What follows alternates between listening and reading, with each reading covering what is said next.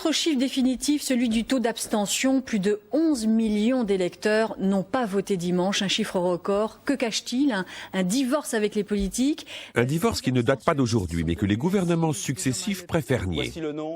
Les résultats des élections sont toujours donnés en pourcentage de votants, en prenant bien soin d'en exclure l'abstention de manière à ne pas révéler l'ampleur de la contestation ou du désintérêt des Français. Le référendum.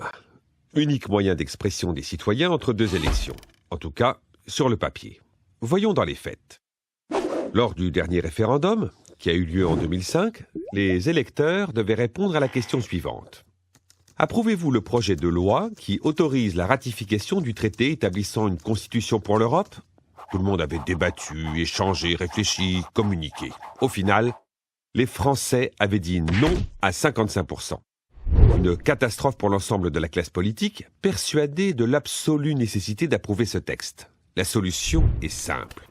Ils vont bricoler l'ancien texte, changer quelques tournures de phrases et surtout changer le titre. Désormais, on parlera du traité de Lisbonne. Cette fois, le président ne prend pas le risque du référendum. Non, le Parlement valide le traité sans l'avis du peuple et le tour est joué. Résumons. Un texte que 55% des Français rejettent sera tout de même validé 4 ans plus tard. Le référendum a joué son rôle, il a participé à l'illusion de la démocratie. Si aujourd'hui le peuple est impuissant face aux décisions politiques, ça n'a pas toujours été le cas. Revenons à l'origine de la démocratie. Au 5e siècle avant Jésus-Christ, Athènes est en pleine crise. L'appauvrissement des paysans ne cesse d'augmenter. La politique appartient aux nobles, ce qui agace profondément les commerçants et artisans en soif de pouvoir. Qui plus est, les pauvres demandent plus d'égalité. Quel bordel! Pour préserver le calme et l'unité de la cité, le système est réformé. Une première dans l'histoire, la démocratie est en marche. Cette évolution s'étalera sur plus de 100 ans avec 4 grands bâtisseurs. Dracon, Solon, Pisistrate et Clisthène. À l'époque, la barbe est à la mode. Le principe de ce nouveau régime repose sur la participation du peuple aux décisions. Et oui, la politique est l'affaire de tous les citoyens athéniens. En pratique, comment ça se passe? La cité organise environ 30 fois par an des assemblées ouvertes et pouvant contenir jusqu'à 6000 citoyens. Ici, on débat collectivement pour ratifier les lois, voter le budget, décider de la paix et de la guerre. Dans l'hémicycle, tout citoyen athénien a droit à la parole. Une indemnité journalière est donnée aux plus pauvres pour compenser les jours de travail perdus. Chacun peut participer avec la même importance, quel que soit son niveau social. Grâce à la démocratie, les Athéniens se sont construits une conscience politique. Un activisme civique incomparable avec l'ignorance et l'apathie politique que nous connaissons aujourd'hui. Le régime dans lequel nous vivons aujourd'hui. Il faut remonter loin dans le temps pour comprendre la naissance de notre système politique. Un peu moins quand même. 1789, la célèbre Révolution française. Affamé et excédé par un roi qui le méprise, le peuple français se révolte. C'est la fameuse prise de la Bastille. Le roi battu, les révolutionnaires prennent le pouvoir. C'est inédit dans l'histoire de France. Après plus de 1300 ans de monarchie, le peuple va décider lui-même de son organisation politique. C'est beau. Enfin, pas tant que ça. Je vous explique. Avant 1789, une nouvelle prospérité économique permet aux artisans et commerçants une ascension sociale fulgurante. Mais le pouvoir leur est toujours inaccessible. Et oui, en monarchie, le roi est seul aux commandes et le pouvoir se passe de père en fils. Pas question de partager. Mécontents de ce système, ces nouveaux riches se révoltent pour prendre le pouvoir. Ce sont les meneurs de cette révolution. La monarchie renversée, ils instaurent la démocratie made in noblesse, c'est-à-dire l'organisation d'élections au suffrage censitaire où seuls les riches peuvent voter. Pourtant, le petit peuple aura bien tenté de s'organiser pour créer ce qui lui semblait le plus juste, une véritable démocratie où l'ensemble des citoyens prennent part à la vie politique. En vain. Vous l'aurez deviné, ce qui semblait être une révolution n'est finalement que l'accession au pouvoir de la bourgeoisie. Le peuple est écarté de toute activité politique. Dimanche prochain aura lieu le premier tour des élections législatives. Pour ce scrutin particulièrement important, vous ne pouvez pas vous abstenir. Il faut voter. Seul moyen d'expression. Alors les pouvoirs publics organisent des campagnes publicitaires. Et pourquoi pas Paul? Oui, Paul, c'est très bien. Non, Jean, c'est mieux. C'est pas terrible, Jean. Jean, c'est pas si mal. Paul, Jean-Paul, va pour Jean-Paul.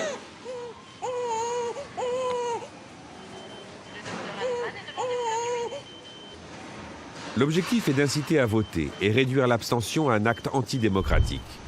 À l'école, on nous apprend à voter pour être un bon citoyen. Mais ne l'oublions pas, le vote n'est pas le fondement de la démocratie, juste une de ses composantes. Les révolutionnaires ne sont pas morts pour le droit de vote, mais pour plus d'égalité et de liberté. Seulement, cette idée est tellement inculquée comme un devoir, dès le plus jeune âge, qu'il est difficile de s'en défaire. Les pouvoirs qui nous gouvernent ne sont pas des pouvoirs élus, ce sont les marchés financiers, ce sont les grandes entreprises, ce sont des acteurs de l'ombre qui ne sont en aucun cas en position de responsabilité politique. Ça, c'est la première raison évidente pour laquelle la démocratie ne se résume pas à l'élection. Mais dans un système représentatif, nos représentants ne devraient-ils pas être représentatifs du peuple pour le représenter? Ça se complique. Allons fouiller du côté de la Constitution de notre République pour éclaircir tout ça. Article 2. Le principe de la République est gouvernement du peuple, par le peuple et pour le peuple. Une belle affirmation immédiatement corrigée par l'article 3. La souveraineté nationale appartient au peuple qui l'exerce par ses représentants et par la voie du référendum. Le référendum, on a vu le résultat, vous vous souvenez. Quant aux représentants, ils incarnent la volonté du peuple, mais sans lui ressembler sociologiquement.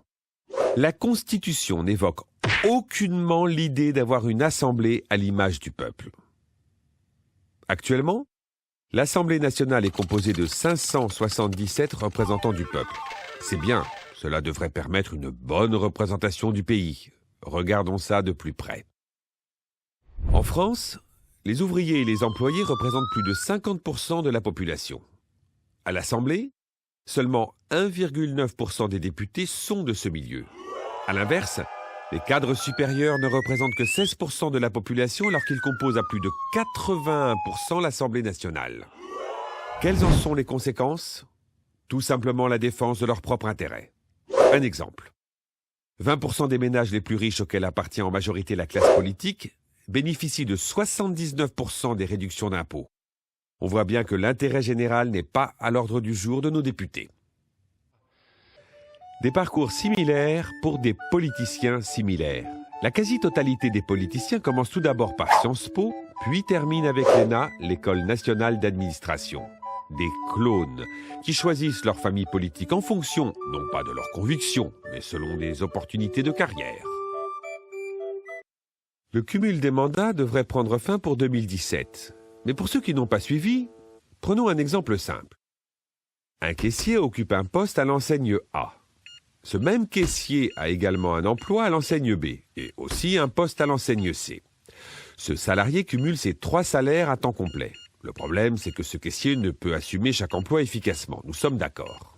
Eh bien, un politique cumulard, c'est le même principe avec la petite différence que pour lui, c'est légal, car c'est un politique et qu'il sait lui-même fixer ses propres règles, ben voyons, sans demander l'avis du peuple. Cela donne des cas incroyables. Christian Estrosi, député des Alpes-Maritimes, maire de Nice. Président de la métropole Nice-Côte d'Azur. Président du conseil de surveillance du CHU de Nice. Résultat, une poignée de politiciens monopolise l'ensemble des postes de décision avec des records d'absence à leur poste.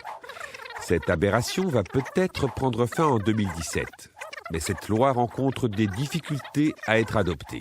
Et oui, 80% des députés et sénateurs sont cumulards. En retardant cette loi, la classe politique tente de défendre jusqu'au bout ses propres intérêts au détriment de la démocratie. Voilà une raison de plus qui m'a convaincu de ne pas voter. Aujourd'hui, nos élus cumulards vivent, comme disait Max Weber, de et pour la politique. Ils sont des professionnels de la politique. La politique, messieurs, devrait être une vocation. Je suis sûr qu'elle l'est pour certains d'entre vous, mais pour le plus grand nombre, elle est un métier. Un métier qui ne rapporte pas aussi vite que beaucoup le souhaiteraient et qui nécessite de grosses mises de fonds. Une campagne électorale coûte cher. Mais pour certaines grosses sociétés, c'est un placement amortissable en 4 ans. Et pour peu que le protégé se hisse à la présidence du Conseil, alors là, le placement devient inespéré. Les financiers d'autrefois achetaient des mines à Djelitzer ou à Zoa.